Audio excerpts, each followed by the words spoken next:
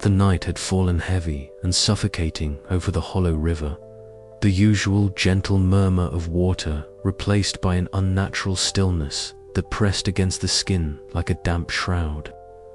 Elias stood at the riverbank, the cold seeping through his worn coat, eyes scanning the dark surface where the lanterns had once floated serenely. Tonight, they did not bob gently, they pulsed, flickered, as if the light inside them struggled to contain something vast and restless. Ada stood beside him, clutching a small lantern that cast a pale halo around her, her breath misting in the chill air. "Father, do you see that?"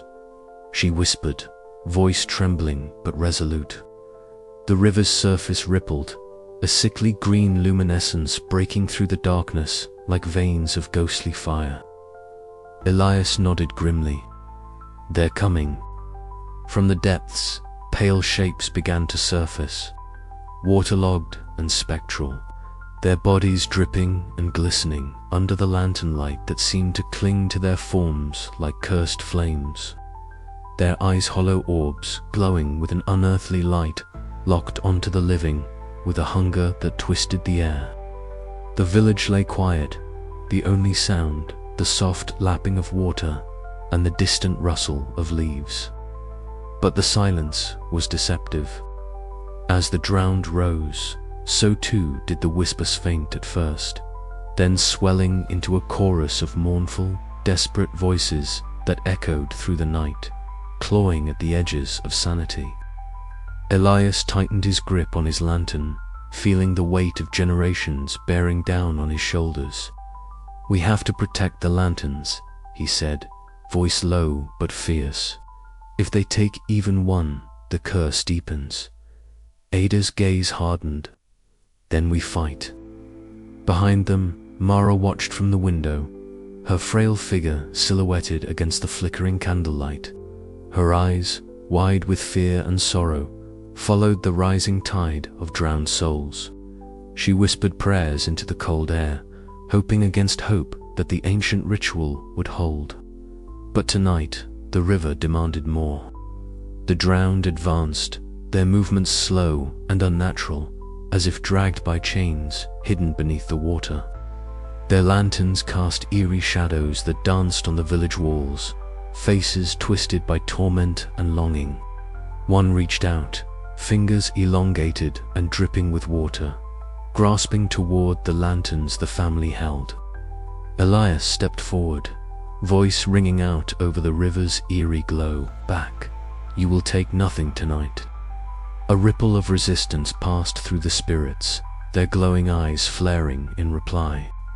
Ada moved swiftly beside her father, brandishing her lantern like a beacon of fragile hope.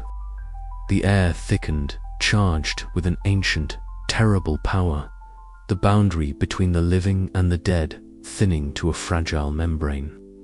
The rivers cursed, light pulsed like a heartbeat. Each flicker a reminder of the price long ago paid and the price yet to come. As the drowned pressed closer, Elias and Ada stood united, the weight of their ancestors and the fate of their family hanging in the balance. The night was alive with foreboding dread. The river's lanterns, no longer mere lights on the water, but the last line between salvation and oblivion, and the battle for the hollow river had begun. The first touch of the drowned was like ice seeping into bone. Elias felt the chill as a spectral hand brushed his arm, cold and clammy, but he held fast. "Not tonight," he growled, stepping forward with fierce determination. Ada's lantern flared bright, casting a circle of golden light that pushed back the darkness. She met the gaze of a drowned figure whose eyes glowed with an unbearable sadness. "Why do you haunt us?" she demanded, voice strong despite the tremor beneath. The figure's lips parted, whispering words lost to the wind, a lament of betrayal and suffering. Ada's heart ached with the weight of their sorrow, but she knew the truth. They were trapped, bound to the curse by the failures of those who came before. Behind them, the village stirred. Curtains twitched, Dogs barked nervously, and Mara's pale face appeared at the window, eyes wide with terror. "Elias, be careful," she whispered, voice cracking with fear. He nodded, but did not waver. "We end this tonight. For her. For all of us." The drowned surged a tide of cold and light, their lanterns flickering wildly as if reflecting the storm of rage and despair within them. The river seemed to rise, water slapping against the banks with growing fury. Ada gripped her lantern tighter, drawing strength from the fragile flame. She glanced at her father, seeing in his steady eyes the fierce love that had carried their family through years of darkness. Together, they faced the rising of the drowned, the cursed light illuminating the boundary between life and death, and the desperate fight to reclaim their future from the depths of the past. The night was far from over. The room was thick with a heavy silence, broken only by the occasional crackle of the dying fire in the hearth. Elias sat, hunched and lean, his hands clasped tightly as if trying to hold on to the last fragments of his resolve. His eyes, deep-set and shadowed from years of worry, scanned the flickering light that barely illuminated the worn wooden walls of their home. Outside, the river whispered its restless sound that had haunted his family for generations. Ada sat beside him, her slender frame tense but steady. The flickering shadows played across her dark hair, and her eyes, reflecting the river's depths, held a fierce determination that belied her youth. "Father," she whispered, her voice soft but urgent, "we cannot wait any longer. The river is growing darker, the lanterns fading. If we do not act, the curse will consume us all." Elias nodded slowly, the weight of years pressing down on his shoulders.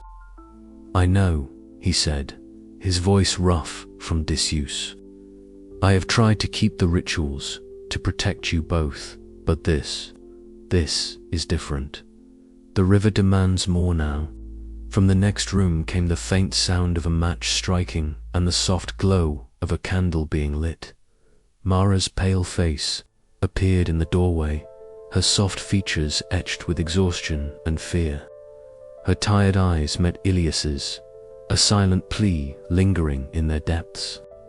The frailty she now bore was a cruel reflection of the family's dwindling hope.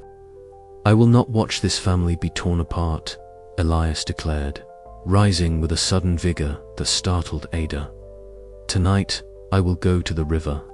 I will face the curse, and if it takes me, I will ensure it cannot harm you or Mara any longer." Ada's heart quickened, a mix of fear and pride swelling within her. "I am coming with you," she said firmly. "We face this together." Mara stepped forward, her voice barely above a whisper. "Be careful," she implored. "The river's cold embrace is unforgiving." Night fell swiftly, wrapping the village in a cloak of shadow and silence. The river, a dark ribbon winding through the landscape, glowed faintly with the spectral light of the cursed lanterns. Some flickered weakly, others had vanished altogether, swallowed by the mist that seemed alive with secrets. At the riverbank, Elias and Ada prepared their small wooden boat. The air was thick with the scent of damp earth and decay, the oppressive quiet broken only by the gentle lapping of water against the hull. Lanterns bobbed on the surface, their cursed light pulsing like heartbeat in eerie rhythm that sent shivers down Ada's spine. Elias handed Ada a coil of rope and a small iron talisman, worn smooth by generations of use. "This belonged to my father," he said. "It will protect us, or at least, it will remind us why we fight." Ada nodded, gripping the talisman tightly. As Elias pushed the boat into the cold current, the mist curled around them like spectral fingers, and the river seemed to hold its breath. Their breaths came out in visible puffs, mingling with the chill night air. Every sound amplified in the silence a distant owl, the creak of wood, the soft splash of oars. The lantern's glow flickered violently, casting ghostly shadows that danced on the water. Shapes flickered just beneath the surface pale, waterlogged figures with glowing eyes, watching, waiting. Ada's heart pounded, but she refused to look away. "We must reach the old bend," Elias said, his voice low and steady. "There, the curse's heart beats strongest. We face it, or we all drown in its shadow." The boat drifted deeper into the river's embrace, the cursed light dimming ominously. Each stroke of the oar pushed them closer to the unknown, the boundary between life and death blurring with every passing moment. Ada glanced back toward the shore, where the faint light of their home flickered like a fragile beacon. "We have no choice," she whispered. "We must end this. For Mara, for us all." Elias reached out, taking her hand, briefly a silent vow shared between them before the river swallowed their path in darkness. As the boat crept forward, the water around them began to ripple unnaturally, and the chilling whispers of the drowned rose on the wind. The desperate measures they had taken were only the beginning, the first step into a darkness that would test every fiber of their courage and love. The night held its breath, and the river waited. The night had settled over the hollow river like a cloak woven of shadows and whispered fears. Lanterns, those spectral beacons bobbing on the water's surface, flickered erratically, their cursed light casting eerie reflections that danced with unnatural life. Elias stood at the riverbank, his weathered hands clenched tightly around a worn wooden lantern, eyes fixed on the restless water. Beside him, Ada's dark hair clung damply to her face, her gaze sharp and unyielding despite the cold that seeped into her bones. "It's here," Elias murmured, voice rough as gravel. "The river's wrath, the curse itself." Ada nodded, swallowing the lump of fear rising in her throat. The stories she'd uncovered in the hidden journal, the whispered warnings of old Tom, all led to this moment. The boundary between life and death was thinning. The drowned souls seeking to reclaim what was lost, their lanterns, their essence, their release. A sudden ripple disturbed the water's surface. Pale figures emerged, waterlogged and spectral, their glowing eyes fixated on the two standing defiant on the shore. The air grew thick with the scent of brine and decay, a coldness that seemed to reach deep into the marrow. Ada's breath hitched as a translucent hand reached from the mist, fingers curling as if to grasp her very soul. She stepped back, heart pounding, but Elias's steady presence anchored her. "Remember the words," he said, voice a low chant rising with the night wind. Together, they recited the incantations of their ancestors, words heavy with history and power. The spectral lanterns on the river flared bright, illuminating the twisted forms of the drowned as they writhed against the invisible bonds that held them. Their cries were silent but deafening, a cacophony of sorrow and rage. Water surged, swirling around Elias's boots, icy and unrelenting. Another hand grasped at Ada's ankle, cold as the grave. She clenched her fists, drawing strength from the memory of her mother, lost to this very curse, and from the fierce determination to save her family. "We won't let you take us," Elias growled, voice breaking through the spectral tempest. Not this time. The river seemed to pulse, its heartbeat a dreadful drum that echoed in their chests. Lanterns flickered wildly, the cursed light wavering between life and death. Then, with a sudden, explosive flare, the spirits recoiled, retreating beneath the turbulent surface. The water stilled, the haunted glow dimming to a faint shimmer. Ada collapsed onto the damp earth, breath ragged but triumphant. Elias sank beside her, eyes scanning the now quiet river. For a moment, relief washed over them like a bomb. Then the crushing weight of what was to come settled back in, "This isn't over," Elias whispered. "The curse is stronger than ever, but we've made our stand." Ada nodded, resolve hardening within her. The river's edge had been a battleground, the line between worlds blurred and crossed. They had faced the darkness and survived, but the lanterns of the hollow river still flickered, waiting. As the first hints of dawn touched the horizon, the river lay calm once more, hiding the restless souls beneath its surface. Elias and Ada rose, shadows among shadows, bound by blood and burden, their fight far from finished. The night had tested them, but the river demanded more, and they would answer whatever the cost.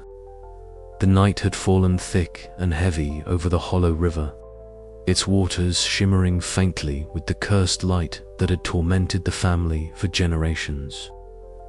Elias stood at the river's edge, the cold biting through his worn boots as he gripped the handle of the last lantern tightly. Beside him, Ada's breath came out in visible puffs, her dark eyes reflecting the flickering flames that danced nervously in the evening breeze. Mara remained a few steps behind, seated on a rough-hewn log, clutching a candle close to her chest, whispering prayers that tangled with the sound of the restless river. The air was thick with tension, the very atmosphere trembling with the presence of the drowned.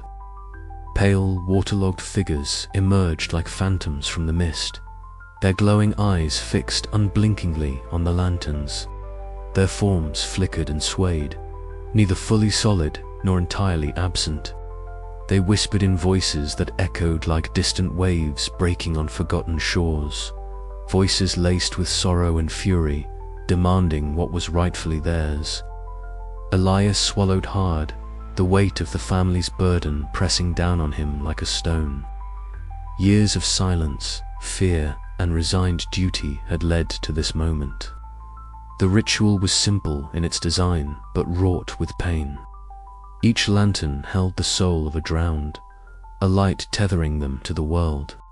To return them was to grant release, but at a cost no living heart could bear lightly. Ada stepped forward, placing her hand gently on Elias's arm. "We have to finish this," she said, her voice steady despite the cold that crept under her skin. "For Mara, for all of us." He nodded, feeling the surge of protective desperation that had replaced his old skepticism. Together, they waded into the river, the icy water rising swiftly to their knees, sending shivers deep into their bones. Around them, the drowned circled, their whispers growing louder, more insistent, a chorus of lament and longing. Elias lifted the first lantern, its glow warm against the chill night. He lowered it carefully into the water, watching as the flame flickered, then steadied, the light sinking beneath the surface. The spectral figures surged forward, reaching out with translucent hands, their faces a mixture of yearning and relief. A soft wail escaped the river, an eerie lament that resonated in Elias's chest. Ada followed, her movements precise despite the tremor in her fingers. She placed her lantern down, eyes never leaving the water as the light faded below, drawing the attention of the nearest drowned spirit. The figure's glowing eyes met hers, and for a moment, the world seemed to hold its breath. In that gaze, Ada saw not just menace, but a profound loneliness, a tragic tether to a past that could not be undone. Back on the bank, Mara's whispers rose in a fragile chant, her candlelight flickering in tandem with the lanterns on the water. Her pale face was etched with both hope and dread, the lines of suffering made sharper by the dim glow. Though frail, she lifted her voice as though it could reach beyond the veil separating the living from the dead. The final lantern trembled in Elias's hands. He hesitated, feeling the full gravity of what he was about to do. This last light represented not just a soul, but the family's collective guilt and hope. With a steadying breath, he released it into the river. The cursed light flared violently, illuminating the faces of the drowned as they cried out in unison, a sound like the breaking of chains and the sigh of long-held grief. Slowly, their forms began to dissolve, melting into mist and shadow until only the soft ripple of the water remained. The river's glow dimmed, sinking into darkness as if the very curse had been drawn back into the depths. Elias and Ada climbed out of the river, dripping and exhausted, their hearts heavy but unburdened. Mara rose unsteadily, embracing them both, the fragile hope in her eyes, a fragile thread binding them together. The family stood in silence, the weight of their sacrifice settling around them like the cold night air. The river no longer glowed with the cursed light, but the scars of the past lingered etched deep into their souls. They knew the peace might be fleeting, a fragile reprieve in an ancient battle between life and death. As the first light of dawn crept over the horizon, the hollow river lay still and dark, a silent witness to the sacrifices made. And though the lanterns were gone, their memory burned in the hearts of those who survived, and in the quiet depths where the drowned once whispered their sorrow. Yet beneath the calm surface, a faint flicker danced, a reminder that some debts are never fully paid, and some lights never truly fade. The morning broke over the hollow river with a lightness it had not known for many moons. Elias stood at the riverbank, the cold dampness of the earth pressing beneath his boots, his gaze fixed on the water's surface. The lanterns, once so bright and numerous, now flickered weakly, their cursed glow fading into a mere shimmer that seemed almost reluctant to disappear. The river, so long a source of dread and binding curse, seemed to exhale a quiet sigh, its restless agitation stilled for now. He felt the weight of the night's horrors pressing down upon his shoulders, yet beneath it was a fragile glimmer of relief. The curse that had haunted his family for generations had been quelled, at least for the time being. Behind him, the house stirred. Inside, Ada and Mara sat close together in the dim room, the flicker of a single candle casting long shadows across their pale faces. Mara's hands trembled as she reached out, seeking Ada's warmth and reassurance. Ada, though still young, bore the hardened look of someone who had seen too much.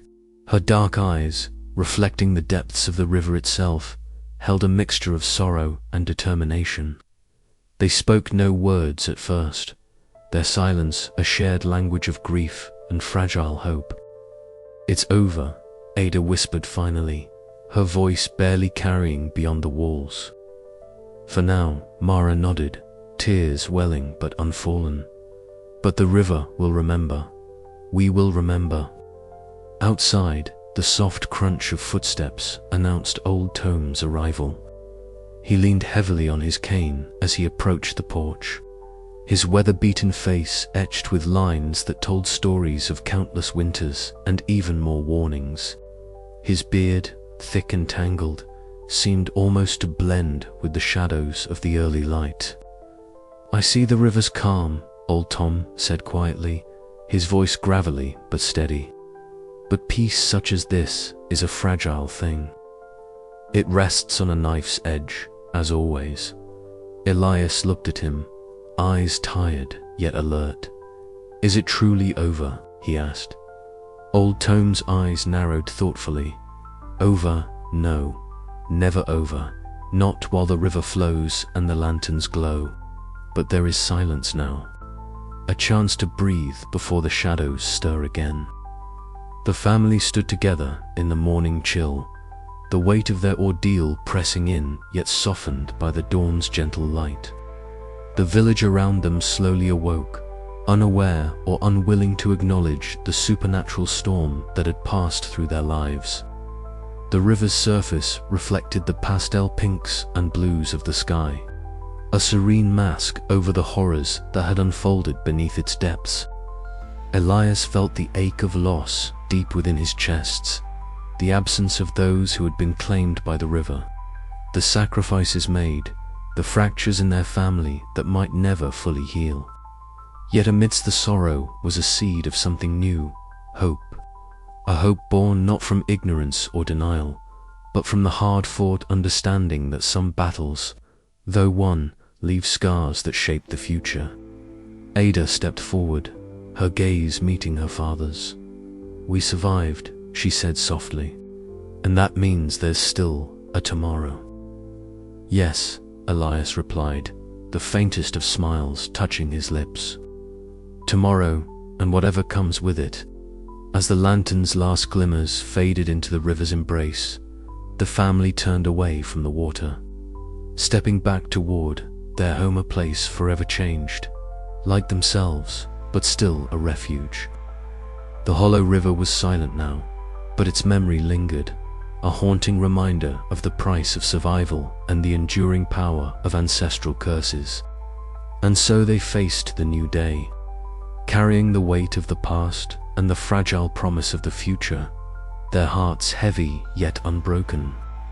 The first light of dawn crept quietly over the hollow river, brushing the water with a faint, pale tint that seemed almost hesitant to chase away the night. Elias stood alone at the riverbank, the cool earth damp beneath his worn boots, his gaze fixed on the water's surface. The lanterns, once countless and glowing like restless stars, were now gone. The cursed light that had haunted their lives for so long flickered for the last time in the depths, swallowed by the quiet mist that swirled just above the river's glassy skin. He breathed deeply, the air sharp and cool in his lungs, a mixture of relief and a gnawing sorrow weighing heavily inside him. The river was silent now, no longer echoing with restless whispers or the soft bobbing of spectral lanterns. But silence carried its own burden, a heavy stillness, as if the very water mourned the loss of its own ancient torment. Behind him, the porch light flickered as Ada stepped out, a single lantern cradled gently in her hands. Her dark hair was tousled by a soft breeze, and her eyes, deep and searching, mirrored the river's depths she had come to know so intimately. She moved with a quiet grace, placing the lantern carefully on the wooden railing, its warm glow cutting through the morning haze. "It's over," she whispered, her voice barely more than a breath. Elias nodded, but said nothing. Words felt insufficient, tangled in the web of grief and relief that wrapped around them both. They had survived the curse, yes, but at a cost that no ritual or sacrifice could ever erase. Inside the house, Mara sat near the window, a fragile silhouette wrapped in a thin shawl. The years of fear and loss had worn her down, but her eyes held a softness that belied her frailty. She hummed an old lullaby, a melody that once filled the home with warmth and hope. Her fingers traced the petals of wildflowers she had gathered from the gardener, small act of life amid the shadows of death. The family gathered slowly, drawn by the quiet light of the fading lantern. The room was dim, the air thick with memories and unspoken pain. They sat close, a fragile circle of strength in the face of the darkness that had threatened to consume them. There were no grand words, no promises of easy days ahead, only the shared understanding that life would never be the same. Ada's gaze met her father's. "We did what we had to," she said, the conviction in her voice tempered by the weight of everything they had lost. Elias reached out, his rough hand covering hers. "And we remember," he replied. "The river may be quiet, but the lanterns, they're still with us." Outside, the hollow river flowed on, its surface calm and unbroken. The cursed light had dimmed, but the memory of the drowned lingered like a shadow beneath the water, an eternal reminder of the cost of survival and the fragile line between the living and the dead. As the sun rose higher, the family sat together in silence, the fragile hope of a new day settling over them like a tentative promise. The river had been stilled, but the story was far from over. In the quiet moments between grief and healing, the lanterns of memory burn softly, a haunting light to guide them through the darkness yet to come. The river remained silent, yet the weight of ancestral guilt and love wove itself into the fabric of their lives. And in that silence, they found a measure of peace, fragile, uncertain, but real. But as the water lapped gently against the shore, a faint flicker of light, like the last breath of a candle, lingered just beneath the surface. A whisper of the past, waiting patiently for the future to unfold.